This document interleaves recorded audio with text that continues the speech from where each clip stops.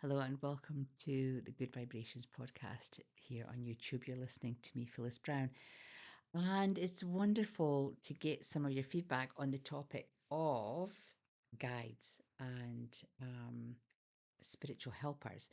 So, some of the questions around all of that is well, what is my intuitive self? How do you describe intuitive self? And I did a recent live talk on Insight Timer with a large group of students there. So I thought I would recap and revisit some of the information that I put out to that team there because they seem to really enjoy it. So ESP is your extrasensory perception. So that's your natural intuition, if you will. We've all got ESP. And ESP is linked into our clair senses. So that's clair sentient in our solar plexus, clairaudient in our ear chakras, clairvoyant in our third eye, and claircognitant in our mind, up in our crown center. Our ESP is got instinct. It's built into our DNA. We all have it, but some of us use it more than others. So, for some of us, we've used our natural intuition when going into a room or for an interview or when we're seeing something on television. Our intuition will kick in and we'll go, oh, yeah, I know what that's all about, or that's going to happen, all of that sort of stuff. So, our senses, our clear senses, are constantly giving us data that we then have to interpret. And we get that data through our auric field. So our auric field and the acronym, I can't say acronym, there we go, is PEMS. So we've got physical, emotional, mental, and spiritual. PEMS, PEMS is the best way to think about it. Our physical aura is next to our skin. Then we have our emotional, mental, and spiritual. So it expands out beyond our body. And our auric field is what triggers our ESP because our aura is out beyond our physical self, feeling into spaces, people, situations.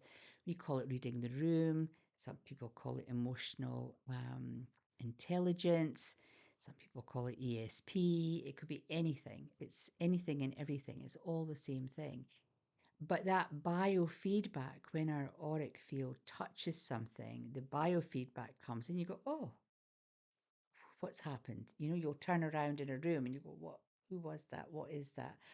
Or you'll be standing in a queue in a supermarket and someone will come into your auric field and you go, oh, and you'll turn around.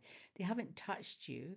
They've only come into your personal space and that feels sharp or jagged or something will have kicked in to your clear senses that has alerted you that someone has entered your personal space. The thing about our auric field is not only does it hold external influences, so people's thoughts and feelings beyond us, but it holds all of our thoughts and feelings. So when we're being self critical, when we're being judgmental, I had a topic about this a few weeks ago about me judging myself. All of that sits in your auric field. So we need to be really aware of cleansing our auric field so that anything that's external to you is taken away, and anything that is negative that you have created in your biofield, that's also eliminated so that your vibration, your auric field, has this really clean and clear vibration. And in the auric field, we our thoughts and feelings can be in shape, in color. It could be just little um, I suppose, ripples, if you will, little disturbances in the auric field are an indication that we're thinking or we're saying or we're doing something that has an impact and it's going to sit there or stay there.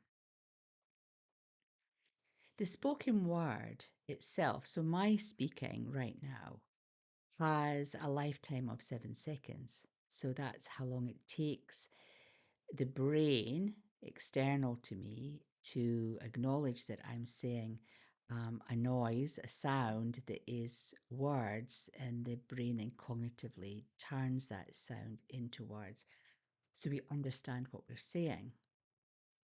So if you can imagine if you're having a real rant to yourself or about other people, those words will continue to stay in your auric field for quite some time. So we need to be really consciously aware of what we are saying so as to not leave too big a negative imprint in your auric field that you're constantly walking around with. And sometimes we will say things like, I don't know why I'm thinking about that. Why am I thinking about that? But it's probably because you already put that thought into your auric field and you've moved around and suddenly you've picked up that thought again, thinking, oh, why am I thinking about this? I wasn't thinking about this a minute ago. Everything is lying in there. The students then asked, so how do we cleanse our aura? And so if you have Reiki symbols that you can use if you're a Reiki practitioner, then a shokore throughout your whole auric field. You can do a little energetic sort of Reiki shower, just rubbing your hands together, calling your Reiki guys together and just sort of combing your auric field out. Piece of kyanite is really good. It constantly cleanses. It's a natural smudge stick. But you can use sound to break up your auric field, whether it be bells or a singing bowl of any kind. But certainly a smudge stick. So smudging yourself with either incense or with some sage, that too can help refresh and alleviate some of that negative stagnant energy that is lying in your auric field. I then sort of went on to technical process with the students on the talk because they were really interested in the physical vibration. So lots of people will say, oh, I'm trying to raise my vibration. How do I raise my vibration? And this sort of ties in to the talk about situations that circulate round and round and round. We're going round and round in circles. And it could be that your actual personal vibration isn't being elevated enough so that you get out of that quagmire of negative emotion and you move into the more super conscious and conscious flow where you can start to see your situation with a little bit more clarity, but you can be a little bit more hopeful, acceptance, reason, love, joy, peace, all of those really those huge vibrational words that lift us from that negative quagmire. So there is a chart which I will hold up in front of the camera just in a moment, where it shows the emotional scale of what brings our energy down and what pushes our energy up. And you have complete control over that. So you can choose to go into a rage, anger, defeat, or you can choose to stay neutral and then you can move upwards.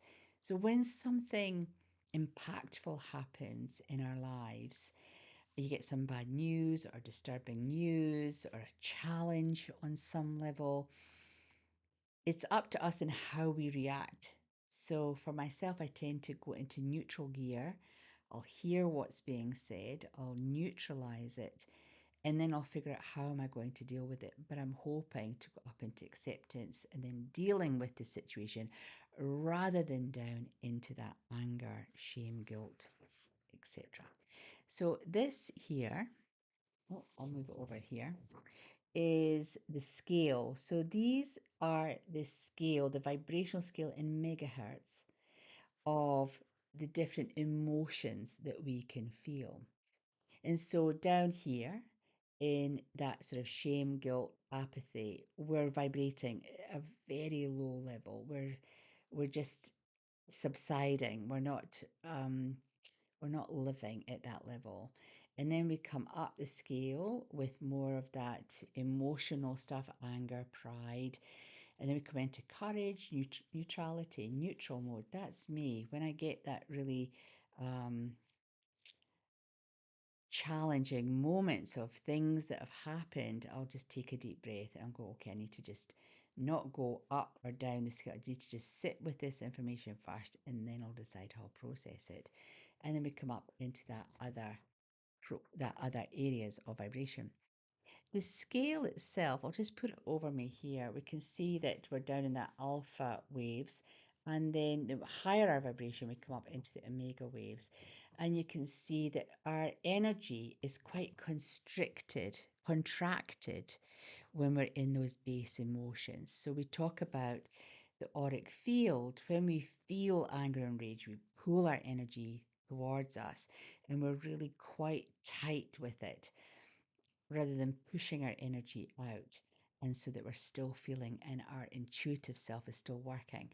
So, this level up here, the blues and the purples, lilacs, we're in that expanded level of awareness. Our auric field is out doing its whole ESP, being that biofeedback and giving us the information that we need so that we can then get the correct response, hopefully in such a way that it keeps your personal vibration up, keeps it up into that lovely high energy areas of where we need to be. So we've talked about guides, and we've talked about that sense of challenges that come into our life and they repeat in our life. And we've now followed that up with a podcast here on ESP or Aura and the emotional scale that either drags us down into the quagmire or pushes us up into that lovely consciousness. And I think that as you practice some of these emotional scales, because that's you can get that off of the internet, that map there, that image, if you will. The more that you practice that, the easier it is to stay neutral and then keep moving up rather than always going straight into the reactive process rather than reflective. So for me, I'm always reflective first, then I'll react. For some people, they react first, then they'll reflect back and go, wow, I shouldn't have done that, or I shouldn't have said that. Because when we are reactive, we lash out or we'll say things that are not necessarily healthy or good at that point in time. So I hope you found this podcast really helpful and it's giving you some food for thought. It's great to have you on board listening to me, Phyllis Brown, here on the Good Vibrations podcast. And if you would like to share anything, then please feel free to do so at some point, either via email or here on YouTube itself in the comments section. So until the next time, be really mindful of not reacting, being reflective first, then reacting, and then asking your guides to come in as well to help support you make the right decisions, but coming from a really positive emotional barometer rather than a negative one. So until the next time, bye for now.